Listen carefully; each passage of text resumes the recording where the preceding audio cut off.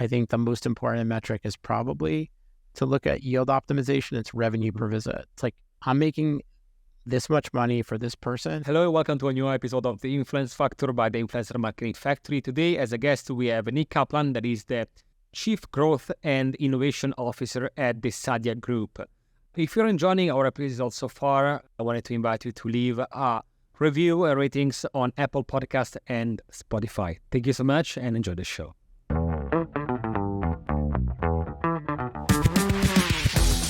Hey Nick, welcome to the show. How are you? I'm amazing. How are you doing? It's good. You know, it's today I'm recording different podcast episodes altogether. So it's it's between works and different things to do, and then recording, and it's busy. It's busy, but I cannot complain about it. I don't think that's life today. So I think that'll probably weave its way in and out of our conversation about changing gears quite a bit. So, but thank you for having me. I'm really excited to be here. Absolutely. We're going to talk about best practices, on the brand side, when it comes to not only of course on the fashion side, but what is happening now, what was happening before, what is the future of things. We're going to go through traditional paid ads versus influencer content and so on. But first off, who is Nick? Can you tell us a bit more about yourself, about your career, and what you're working right now on? Man, this could take the whole podcast, so I'll try to be the same. So I'm a person who has really grown up in the business. I actually literally grew up in it. My great grandmother was Lane Bryant, who herself was probably, as an early turn of the century plus size starter, right? She began the plus size industry in the early 1900s and kind of went all the way up through into my existence, and went to school and worked at Saks after school and got the bug for fashion and the business side of it, and then have grown up into the world of digital where I am today now, having started a brand with my brother in the early 2000s, still with that brand, although at a bigger portfolio company at Saadia Group, where I lead all of our growth, our innovation, and most importantly, our strategy. So that's kind of a bit about me. I live in New York, and I love to really focus on what's next. I mean, that's my passion inside the business, about this super interesting time where we're talking about commerce, media, how the two are coming together even more so, generative AI, and lots of topics. But fortunate for me, they kind of all cross my plate. And how do you get updated on things? Is it mostly reading online, is watching videos, is talking with people? What is your approach usually to be in the innovation center and be this is the present, this is going to be the future? It's actually a super interesting question. And I have to talk to a lot of people and do things like this, and no one actually really ever asks that question. And I think that it's really about kind of taking a cross section of what's readily available. I think LinkedIn and following people on, who's writing, to, looking at the news, where I think so much of it's now kind of predictive and customized to you. So Google, if you look at Google News, instead of putting these things, so, what did Shopify just do, or a different platform, to the people whom you choose to engage with outside of the building. And I'm really always talking to the younger people about them building their brands. I think that one thing I'd really advise to people would be to, be in conferences or be inside of groups like Commerce Next or Rethink Retail, go to Shop Talk, and really be out there, because it's never oh, I'm just going to go to this source like a dictionary and look up innovation and get it. But I am going to sort of take a confluence of data and distill that down to oh, I actually don't believe in the metaverse. So I do actually believe in generative AI. So I'd say it's a combination of reading, lots of observation, and much conversation.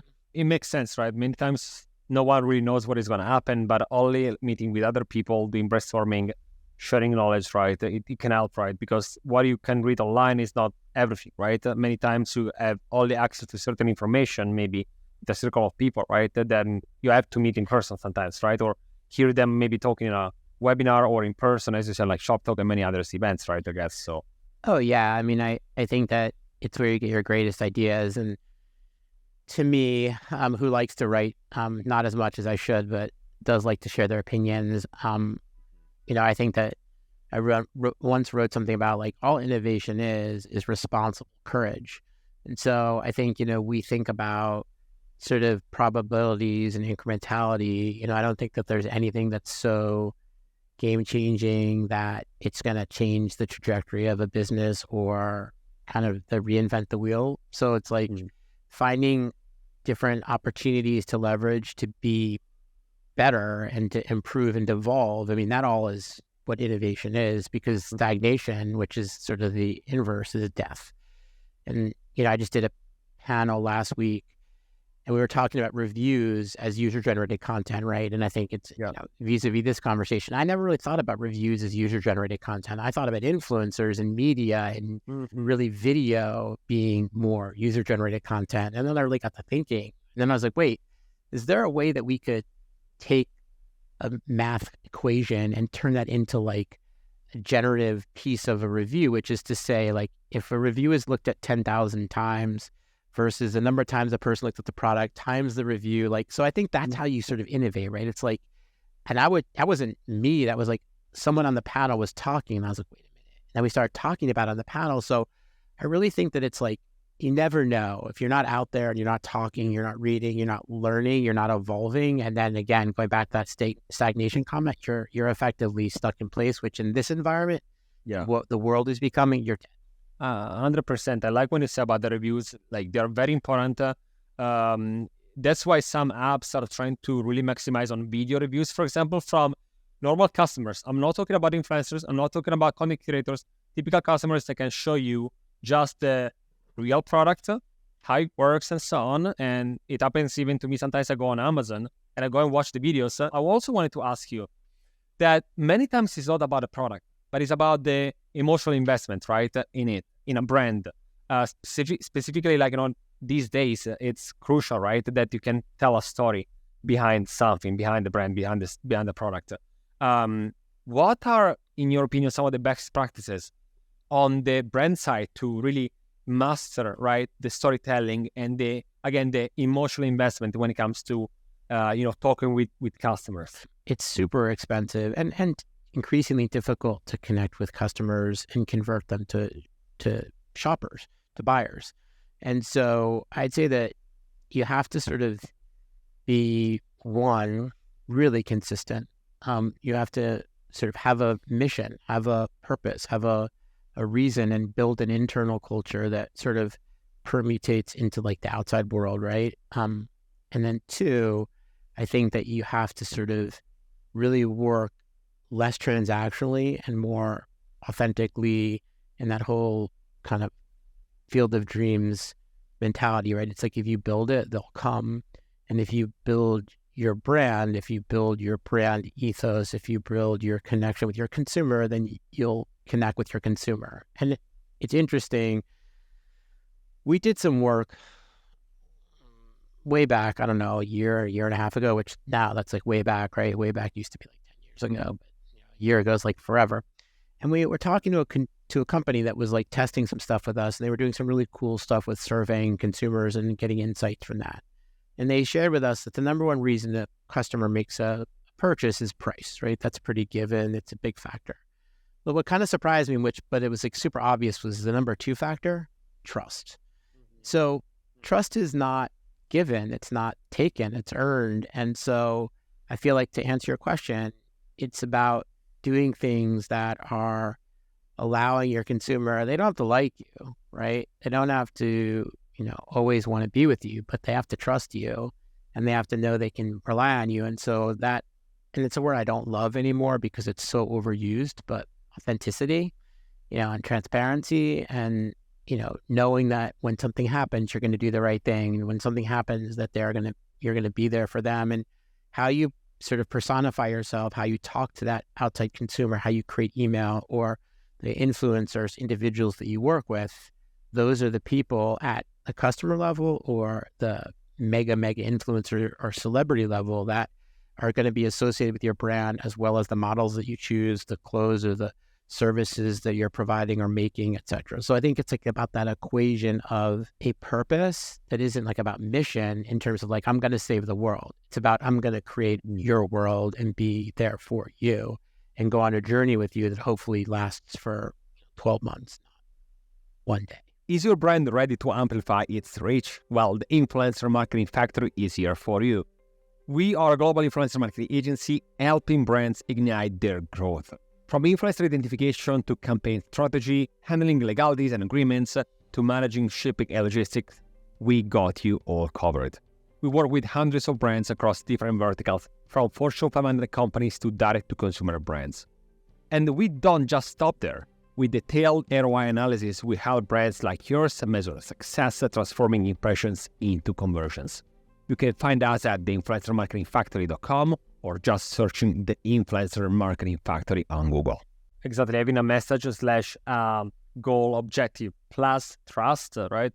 Brings me to my mind that many brands are creating communities, right? So a place where many people with the same, values, the same, or they're feeling part of the same group, for different reasons, they get together, right? And sometimes a brand make their own communities. Sometimes communities, they spontaneously just get made, they become a thing because maybe one person, on Facebook or on Instagram or whatever, WhatsApp group or anything like that, they create groups and communities. So again, different from an audience, right? So an audience is just usually passive. They just listen in and that's about it. A community is one active, right? Where they communicate to each other, they give feedbacks maybe to the brand and so on. It's absolutely difficult and takes a lot of effort, right, from a brand perspective to create a strong community, especially on the retention, right, that can stay there for years.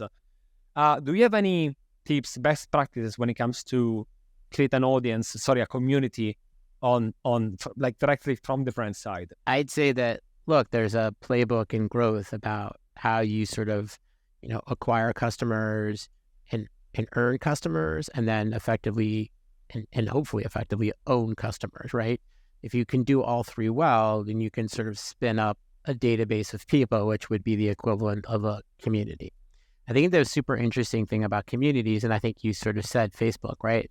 I was talking to someone yesterday and they were like poo-pooing Facebook as it's irrelevant, and we're talking about young people, and they were talking about how, Snapchat and others, sort of how people communicate now. But I do think that there's something about those Facebook groups and like the power that they have, to your point about like strength in numbers and trust and like looking at, going back to reviews for a second, if something has like 10 or 20 or even 50 reviews, I'm like, that's not for me, right? But like if something has 5,000 reviews, I'm like, oh my God, that's amazing. And you really can't today buy that. And I know Amazon is doing a lot to sort of advance that with like publishing kind of summaries of reviews, and to your point about video reviews and how you're sort of thinking it through. But how you build a community, it's not difficult, but it's impossible, right? In the sense of like strategically, it's about focus, about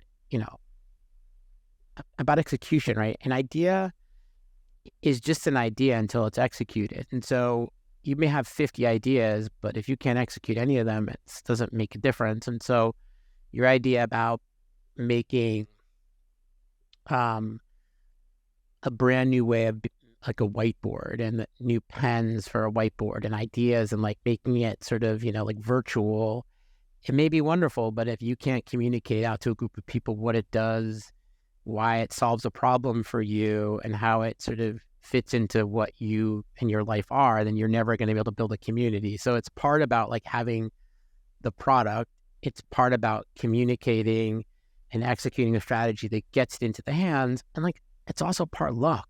I think that there is this whole notion, I'm reading a book now called The Power of Habit, which is a great book. And last night I was talking about Rosa Parks, and like, when Rosa Parks sat on the bus in Montgomery, 15 other people had done it before her.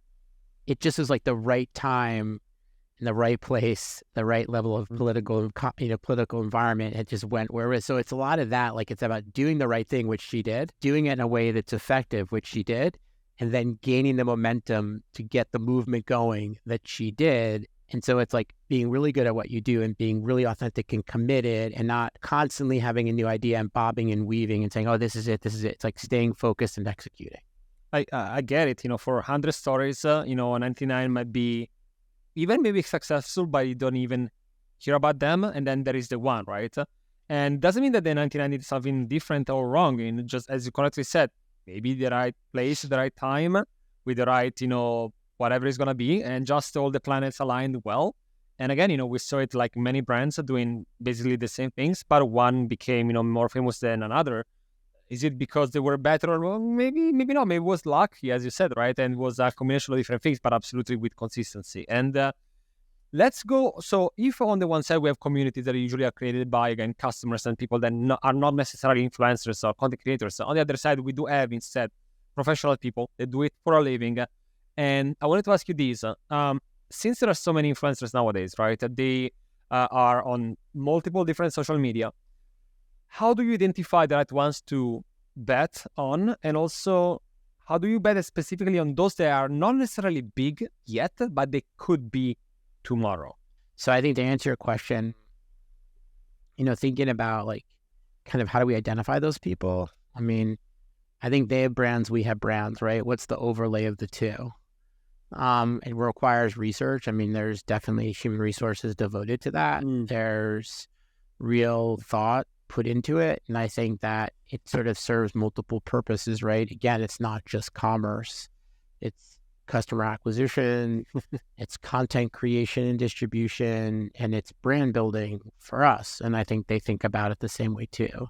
But it's not a model where it's just like, we're going to cast a super wide net and like go to a bunch of different people. I think we're thinking about like making a few selective bets, but betting nonetheless. And we've, over the years, right, with New York and Company especially, had a lot of experience with like celebrities. So we had, when we were there, before it was sold, we had Eva Mendes and Gabrielle Union, Kate Hudson, and like two of those, I will not say which, but two of those were incredibly successful and one was not. I mean, one was really unsuccessful. And I think that goes like, how does a person connect with their community? Just because someone has 10 million Instagram followers or 21 million Instagram followers doesn't make them right. And, I think that you look at e-scores, you look at all the different things that roll in at that level, you look at how and who people work with. And so again, I think it's a lot of research. I think it's costs. Costs can be prohibitive sometimes. I think the markets have really fluctuated to make it more on the creator side versus the brand side. There's a lot more power there, so they can command more. And then I think it's about what you're trying to achieve. So if you're trying to sell something specific or you're trying to create content or like what your objective is, and I think all that factors into then who we potentially would work with. But I do think that, and again, I think not getting ahead of ourselves, and what I'm assuming you're going to ask me at some point is like, it's not that's diminishing, that's dwindling, I think, on some level. And in terms of it's like Google and Facebook, right? They're prohibitively expensive now for normal brands. For the big brands, they can play there, and that's made it quite expensive for the little brands. So now we're always thinking about how are we, as a brand, as a company that has 14 brands that treats itself as a small thinker in terms of big opportunity, how are we identifying what's next?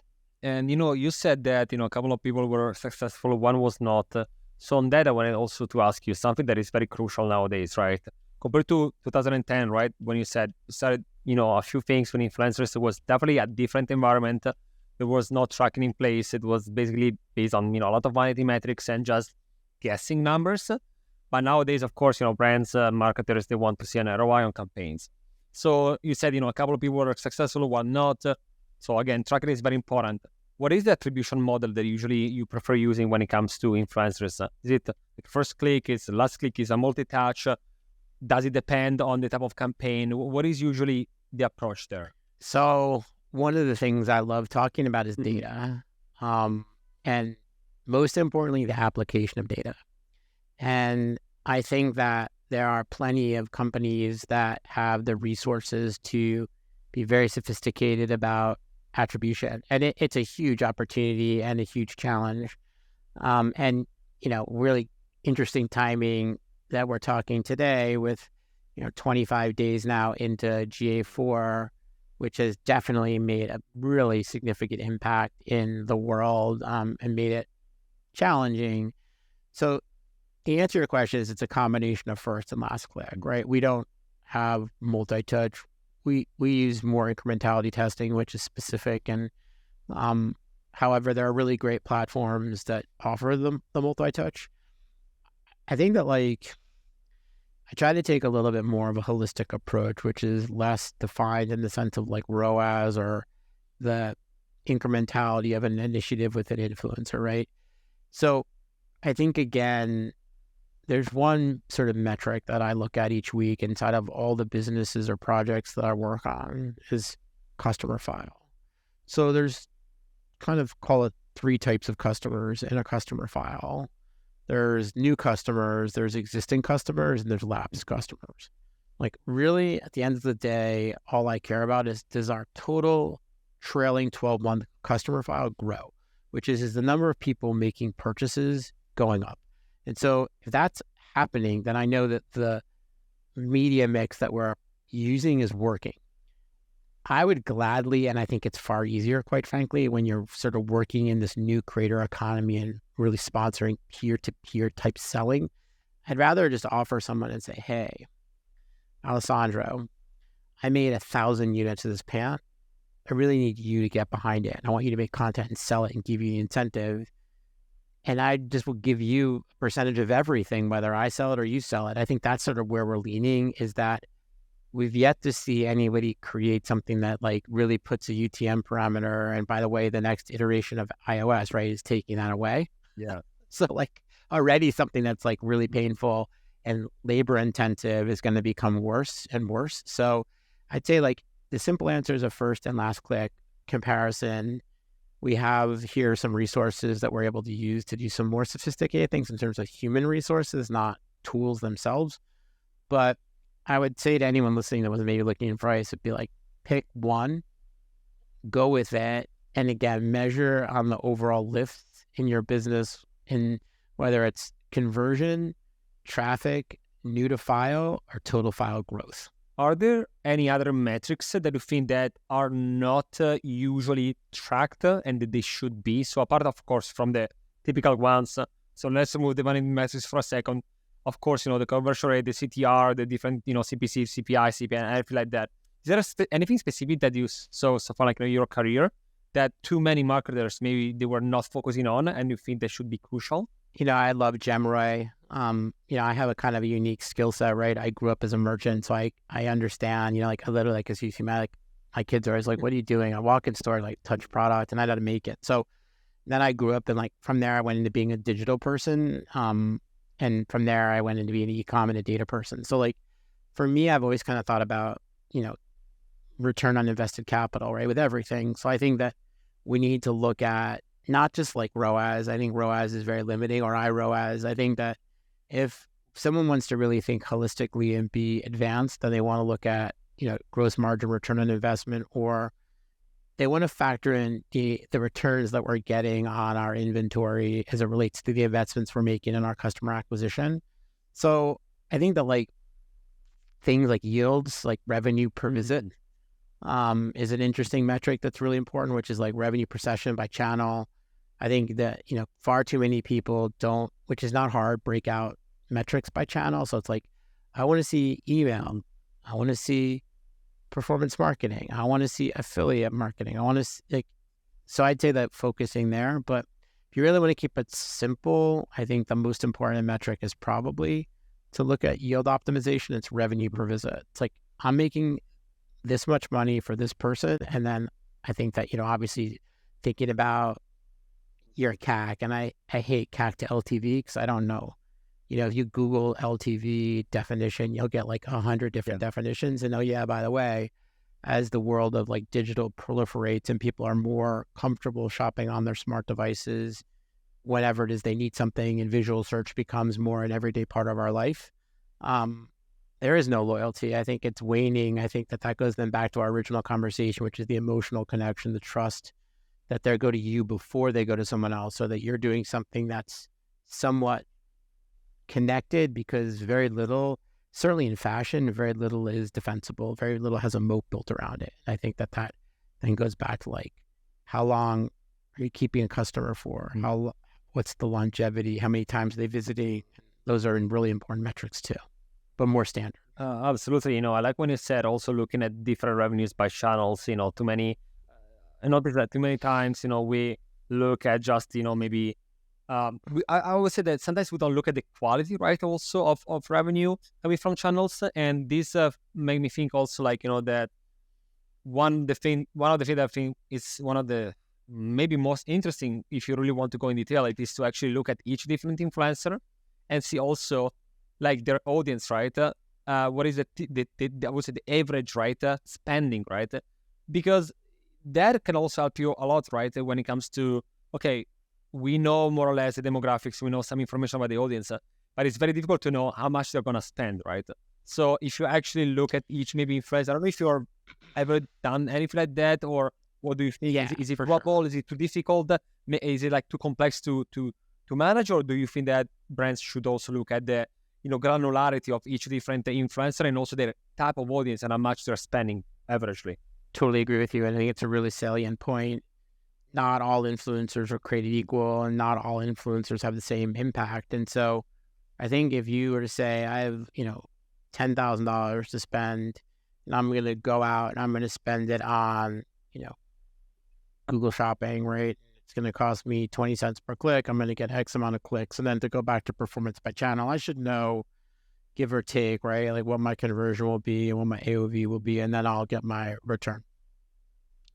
And I think that's like super transactional. I think the interesting part on the influencer side is like, I could go out and give that money to an influencer. And, I'll go back to some of the things we used to do at Fashion to Figure. And, as a sort of an early trend setting plus size brand, influencers really critical part of the strategy, because in this point, when we were doing collaborations with people before, it was really big.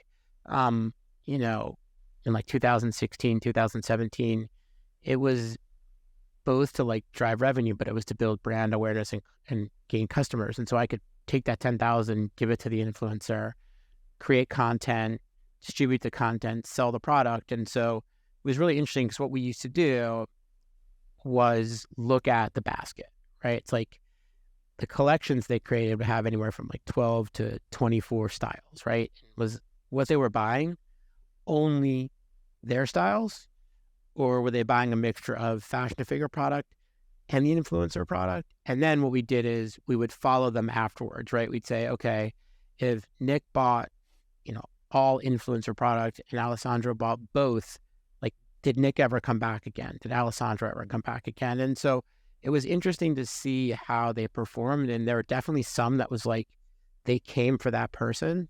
Like, that's it. Like, we never saw them again. And there were some that like were really, really impactful. We leaned then further into that person, because we knew that anytime they did something, it would have a meaningful halo. And as it became part of our mix, it was really, it was like a line item in our budget. It was like, we're going to do these things with this person. Now, of course, it's changed a lot over time as it's become more sort of common to see these collaborations, and they have to be really differentiated and important because everyone does them. But I'd say, again, like, less collaborative and more sort of about measuring with some, sort of like accuracy when an influencer does something, how they do something, trying to track it with some kind of UTM parameter, and getting them to sort of engage there too. But I'd say that you really do need to track it, because you can't just have this, like, especially like all the, SMBs and like mid-sized businesses, where if you're like above a $50 million business, it's kind of different than if you're below a $50 million business as to where you're allocating funds. And I think it really matters for everybody, but more so on the smaller side, because you've got to build the base, right? So you have to measure it by really looking at some available data that your platform, whether it's like inside of Shopify or whatever e-commerce platform, or there's really great tools that are readily available that give you those insights to help you kind of make predictive or, sort of fact-based decisions or data-based decisions. Still on these, since we're talking about integrations, and influencers and, buying things online and tracking everything, one of the things that theoretically speaking, right, should work the best on these, it's basically social commerce, right? So for people listening might not be familiar with that, it's just basically selling inside the app without leaving the app, right? During, like, maybe you're watching a video, there is a tag on the product, you add to cart, all the information already there, so frictionless, smooth operation there. You can finalize the purchase, you get your notification, and you continue scrolling on your Instagram, TikTok, whatever. TikTok Shops is just now working finally in the US after experimenting in the UK, but still it's not like China, it's not like Indonesia, it's not like other countries, right? Why is that? Is it technically issues? Is it about the mindset of people? Is it about different in culture? Why we're not there yet? We could probably do a whole separate conversation just on this one topic, but and I I would consider myself a smart person because I know what I don't know.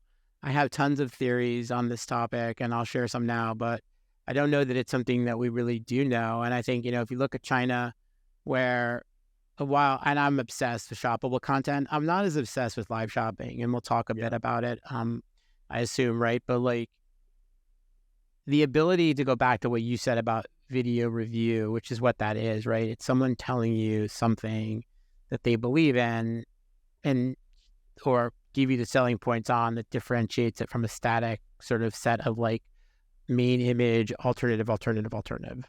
And so I think that in China, where one of the early stats I heard was like about a makeup influencer, it sold like 1.2, right? 1.2 or $1.6 billion of lipstick in 24 hours, right? Yes. Exactly. And then I did a panel like at Shop Talk a couple of years ago with someone from Clinique who talked about like the virality of one of their products online too. And I was just like, gosh, it's just crazy. But I think in China is just culturally different in the sense of like the digital wallet plays like a far bigger role, right? So like the way in which commerce happens.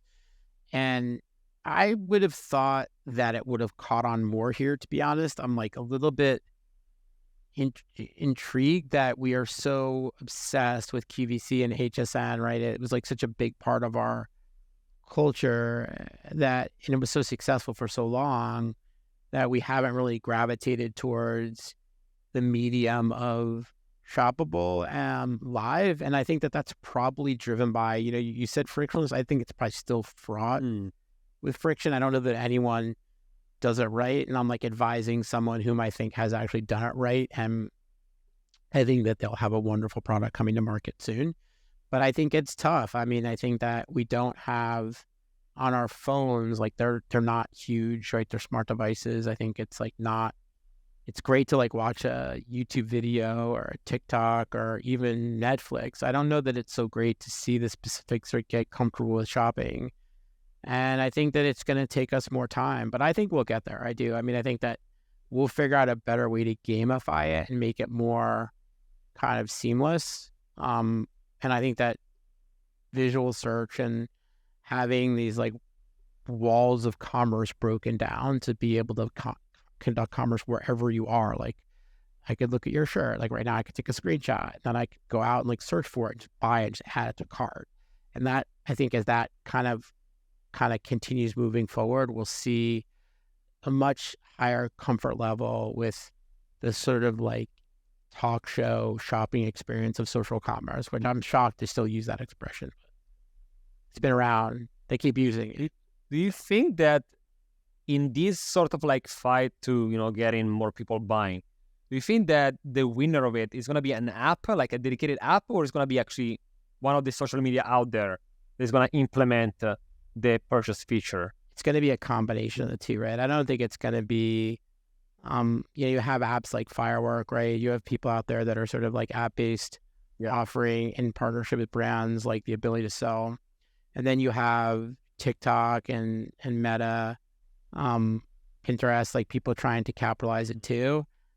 I think it's probably going to be something like some video-based platform that you're able to like literally just like freeze and add the cart and there'll be a comfort. So I don't think it's going to be either one of the current sort of iterations that are there. I think that in the short term, it'll be more app-based. Like, I don't think I'll be shopping on the brand sites.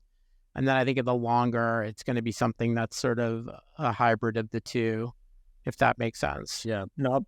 Something that's not yet like in something's on production yet. It's something that's going to be like really fluid, easy. I think Americans need easy. Like, people in the United States, it has to be easy. I don't want to work for it. They just want, it's like, I just want it. Like, add the cart. Yeah, no. Yes, my only feedback on that is that, you access social media every day. You don't access necessarily Amazon every day, for example, right? So that's why I think that the retention, right? And or maybe if they get a bit more like on there. But I think that's an interesting point, right? Because I access social media to kill time, and I do it at times when I'm not like, I may be stimulated to buy something on social media, and I may actually buy it. Exactly. When I want to buy something, I'm going to Amazon because I know Amazon's it's like literally, I'm going to go on Amazon like before the night's over, to buy something because we're going somewhere and I want it to be there when we get there. So like, I'm going to where it's known. I'm going to where it's easy. And again, I think that that's like part of it. But that's why I think it goes back to like if the social media kind of gets it right in terms of like the checkout and add to cart piece, and like can get it from where you are, which is like spinning through videos, or if the apps can add that feature to their sites, which I've talked to a bunch of people about. It's like not that hard, right? To just make your site have the video reviews, but like no one seems to be able to get it. So I'm saying I think someone's going to take both and like bring them together. So it's not like I'm spending an hour looking at a video on a site, and it's not like I'm spending 25 seconds buying something on a site. I'm like going there to explore and discover and then transact. Whereas in one place I'm transacting, in the other place I'm sort of like existing, and neither am I purposely discovering. Like going to it doesn't happen anymore. I mean, you ever go to Dick's Sporting Goods? Right? Like, but it's like, I mean, going to Dick's Sporting Goods, it's like, I mean, like I walk in there because my kids need something, and I walk out there, it's like, oh my God, I've discovered, like it's like, that's what you need, right? It's like, you're opening the doors of the room, and it's like, I didn't think I needed this, but it's like, I'm sitting there and I'm virtually, or like, there's that coming that takes us beyond where we are, which is less imaginative than like Chinese perhaps, and more known, immersive in the experience that is not in existence. So what do you think about like, something like Amazon Live that is trying to combine together? It's like it's like QVC. It's like, I mean, looking behind you, right? We're both in Manhattan, right? So you walk over, I think it was like on 30, I haven't walked by it lately, but on 34th Street. Like, now, I like the idea of walking by the street and seeing a person and a shopping, and it's cool, it's novel, but like novelty isn't what necessarily like sells. Novelty builds awareness, and so, and again, like I think Amazon's probably got a better shot than anybody to crack the code and has the resources and then the data. Finding people that have the trust, that have the charisma and the appeal, and putting them in an environment that is like semi-content based. So it's almost like reality TV. It's like semi-scripted. I think it's going to be that. But yeah, if I'm betting on anybody today, I'm betting on Amazon. But I don't want to. But I am. Of course, but then I just what you thought about that, because I still see that it's not there yet, And I also, when you said about the trust and also being ready to be on camera and everything, another episode we talked about the difference of being an influencer, content creator, and a host. And not many people are good hosts in terms of like live streaming, for example, especially in the US. While in China, you have basically academy where you can go there and you learn how to become a good host. I think that in the US, we're still missing someone that is very good at managing, like, a live, for example, for 2-3 hours. They are good in managing also, like, comments and all the lightings, all the stock, all the, the inventory and everything. It's a hard job. Yeah, I think that's really well said. And I think you need a lot to make it happen. And you have to have the incentive first, right? So if I was sitting there today and be like, I'm going to be a really cool daddy influencer, I mean, I'm just going to start like shooting video of myself with my kid. I mean, look at, Barstool Sports pizza reviews, or look at all the things that kind of people get caught. That's what they're going to do. People they don't want to sell. They want to build audience, and then they want to sell. It's like, oh, wait, all these people following me. I was listening to a podcast recently about Mr. Beast. I mean, fascinating. Guy just started making kind of, for lack of a better word, like moronic videos. Like there's a video of him counting to 100,000. Yeah. Right? I mean, it's like, right? And that's not about building a brand or monetization. That's just about like, getting a following. And then it was like, wait a minute. And that's how I think people think. It's like, people, again, it's like, we don't think on this level. We're not thinking about commercial viability. We're thinking about awareness and like celebrity. Like we are a culture that's obsessed with celebrity. And again, in China, like obsessed with designer, obsessed with luxury. But I think that they are very trusting of certain types of people. Like they've said, there's certain people that are really, really good at this in China. There's certain people that are not. And I don't think it's about going to a school and training. It's about like you, right? Yeah. It's like, we're doing this podcast. I mean, I'm obviously biased, but I think we're having a good conversation, right? We have a chemistry. Someone else could sit here and like, you could be asking questions.